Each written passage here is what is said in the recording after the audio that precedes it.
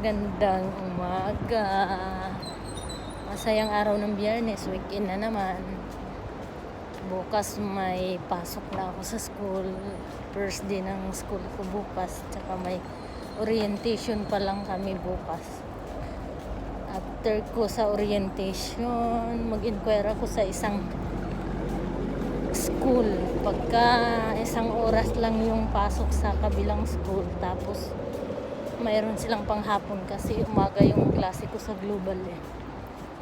Gusto ko rin mag-enroll para ma-upgrade yung skills ko. At saka mas maganda daw kasi dun sa Akademya Pilipinas eh. Kasi pag nakatapos dun, sila mismo yung tutulong na maipasok ko ng trabaho.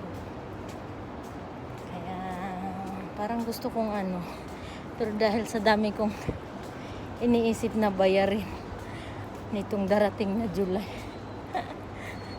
Ayun, nag-inquire ako doon sa co-op kung saan member ako, kung pwede akong mag-loan ng pambayad ko doon sa babayaran ko sa July. Wala na kasi akong yung bayad ko kasi sa school, wala sa plan budget ko yun. Kaya yung dapat ipambabayad ko sa babayaran ko sa gagamitin ko sa pambayad sa school. Kaya kailangan kong